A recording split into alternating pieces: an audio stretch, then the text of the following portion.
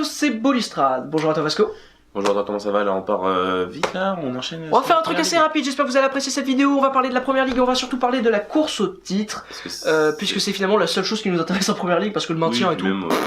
C'est pas vraiment notre intérêt et pas le vôtre non plus. Je pense que vous êtes plus intéressés par les gros matchs de première ligue qui sont un peu plus intéressants. Les grosses équipes, on sait qu'elles se qualifient en Europe directement, donc on vous fait un petit topo là-dessus, et puis en fin de saison évidemment on vous parlera du maintien. On fera une vraie belle vidéo, voilà, on vous parlera de tous les enjeux, enfin bref, là on va parler que du titre, avec d'abord Tottenham qui a affronté Bournemouth, victoire 4-0, emballé c'est pesé quoi. Mais en fait c'est comme Paris et Monaco, c'est une équipe qui attend un faux pas de Chelsea, et plusieurs faux pas parce qu'ils avaient quand même... Ouais, eux ils ont du point de retard. Hein. Mais quand même Tottenham, très belle équipe, hein, Pochettino, il fait un travail formidable, une équipe qui est toujours dans les rendez-vous, 4-0, c'est digne d'un second Première Ligue. Avec quand même un but, et il faut le souligner parce que je pense que c'est important, de Vincent Janssen, qui fait partie de ces recrues pourries de Tottenham, avec Moussa Sissoko malheureusement, qui s'avère être une mauvaise recrue, mais Janssen a marqué.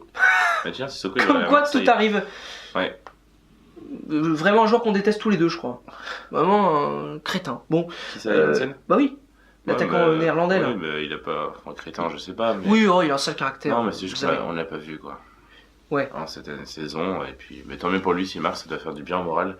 On leur souhaite le meilleur à Tottenham. Et puis, forcément, un des autres poursuivants de Chelsea, c'est City, qui s'est imposé à l'extérieur face à Southampton 3-0 après une première mi-temps très compliquée. Oui, mais on voit, ils ont marqué leur but en deuxième mi-temps.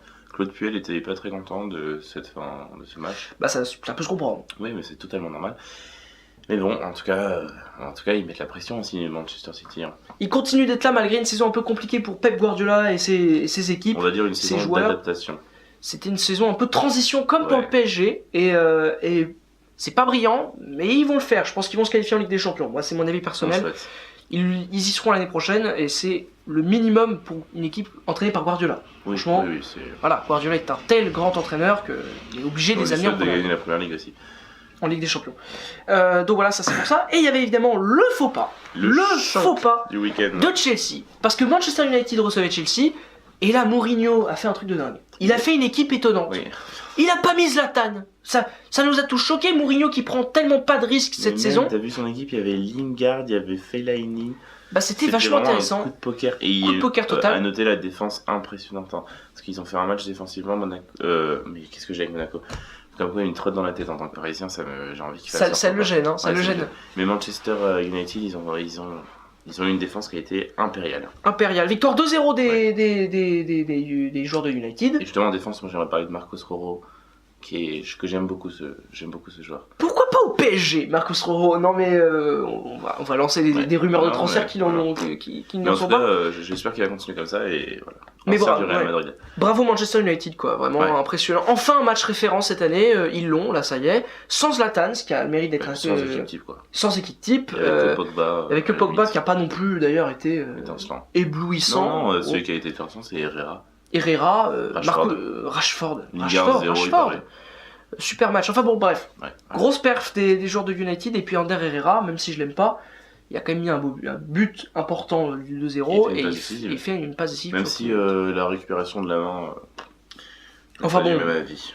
C'est une victoire quand même globalement méritée avec un Chelsea que j'ai trouvé un peu moyen, moi personnellement, sur ce match. Ensuite, le dernier match finalement qui nous intéressait, c'est Liverpool. Ils ont eu chaud. Qui jouait, je n'arrive pas à lire. West Bromwich. Parce que j'ai pas vu ce match, donc j'ai pas vraiment parlé. Fin de match. J'ai pas vraiment parlé. Je suis arrivé en fin de match et il y avait un 0 pour Liverpool, mais... C'était compliqué la fin de match. Ouais, c'était assez compliqué.